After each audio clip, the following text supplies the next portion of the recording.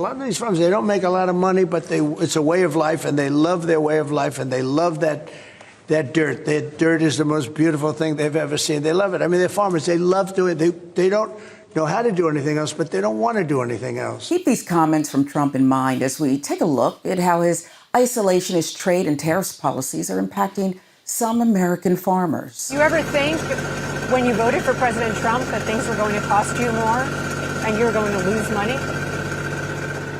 I never thought I was going to lose this much money, this fast. Jim is a Republican who voted for Donald Trump 3 times. How do you feel about your vote for Donald Trump now? Well, I feel like perhaps I should have considered some other options. It's more than just the tariffs. For the past 2 years, Jim has been selling honey to the federal government, which then provides it to schools and food banks. But after Donald Trump took office, the USDA cut those programs suddenly as part of the federal government's effort to streamline spending. For a lot of other local farmers around here, it was a major source of reliable revenue. For me, it's going to cost me around $150,000 a year. $150,000. Yeah, roughly 50% of my revenue. 1 in every 4 rows of soybeans in every field in the entire United States of America has to go abroad. China is the largest importer of soybeans in the world. They import 61% of the world's market. Last year, we sent around $12 billion, I think $14 billion worth of soybeans the year before. For the first time in 20 years, China's bought 0 soybeans and 0 new crop corn out of this country. 0? So we went from 12 billion to 0. China consumes 61% of soybeans produced worldwide. The rest of the world is 39%. Of the soybeans that American farmers produce, 25% currently have been going to China. And right now, we have 0 sold for this crop that's starting to be harvested right now.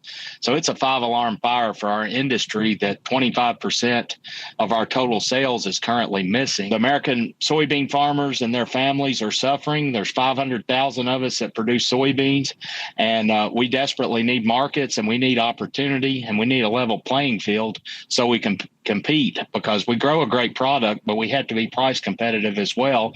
And there's an artificial barrier that is built with these tariffs that makes us not be competitive. Pause for a second and think about the reality this fiasco has created. Hundreds of thousands of American families, the same families Trump and the Republicans claim to care so deeply about, they're having their livelihoods threatened as a direct result of this Trump-backed policy.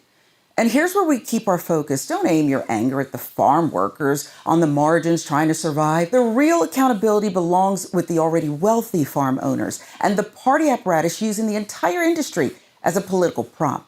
Consider what's happened in 2025. USAID purchases that move roughly $2 billion of U.S. farm products each year ground to a halt. Multiple programs frozen, leaving farmers who invested based on signed agreements holding the bag. That's not efficiency. That's policy whiplash with real human costs. Right now, it's predicted soybean farmers can lose $200 or more per acre on this crop. A farmer like myself, we have 1,200 acres of soybeans. That's $240,000 of loss. That's a whole lot of Airbnb and other alternative forms of income. This entire crop went into the ground in Arkansas below the University of Arkansas's production. That means no rice, no corn, no beans, no milo, no peanuts, no anything would generate a profit at current inputs and the fall market prices. At current market figures in the fall for delivery and the current average yield, a cotton farmer is going to lose $375 an acre for every acre of cotton he planted. A corn farmer is going to lose $220 an acre for every acre of corn he planted. A bean farmer is going to lose $120 an acre for every acre he planted. This is the bigger through line. Tariffs and trade theatrics that punish the very producers they promise to protect.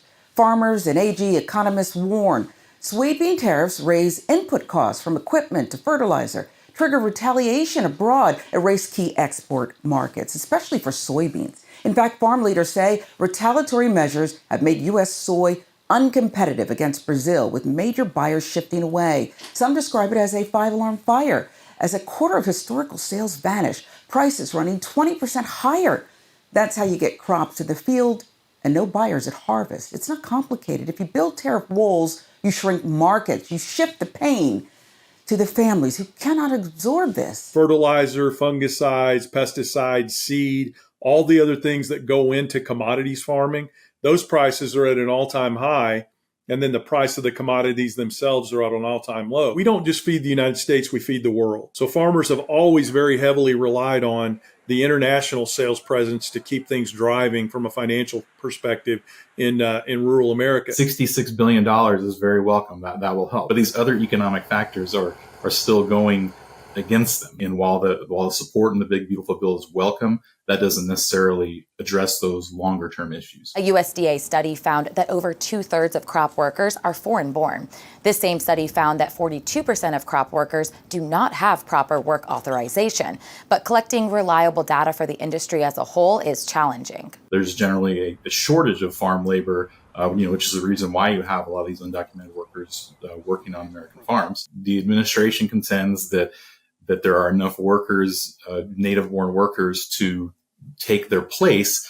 But most people in agriculture just think that's not a realistic expectation to have people with no experience in agriculture take these jobs for very low pay. Your choice as a farmer and a worker is, I'm not going to harvest my crops and make a profit, or as a worker, I'm not going to be able to get a job. You just work around that system, and that's led to undocumented immigration. I really believe that this is a direct result of having people in control of agricultural policy that just don't understand agriculture. There's also a straightforward way to relieve this chronic labor squeeze that keeps fields from being planted, picked, and processed.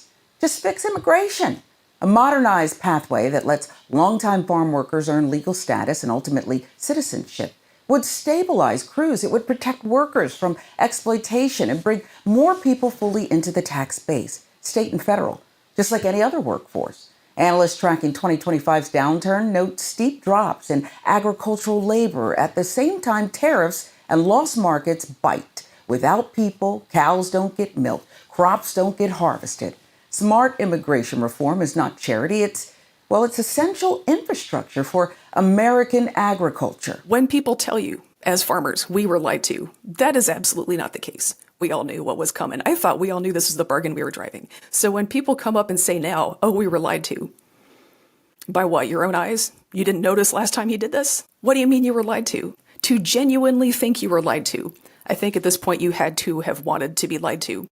And that's not being lied to anymore. That's participating in a little group LARP activity. This we were lied to thing is just real interesting to watch, because if you were there, no, we were not lied to. We all knew this was going to happen, and people just assumed that free money would be there. He courted farmers in 2024 because he needed them. And now that he's in power, he doesn't need farmers anymore. He doesn't need us anymore. It's as simple as that.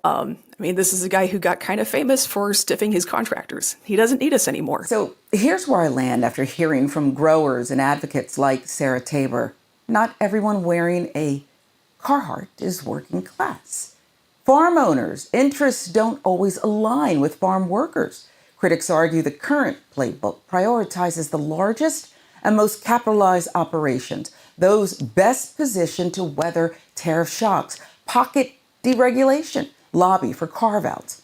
Smaller farmers, seasonal workers, and rural communities, they absorb the damage. If we care about the families on those back roads and the prices in your grocery cart, policy has to stop rewarding performative toughness and start rewarding outcomes. Stable markets, fair labor, programs that don't yank the rug after farmers make investments in good faith. That's not partisan. It's common sense, folks.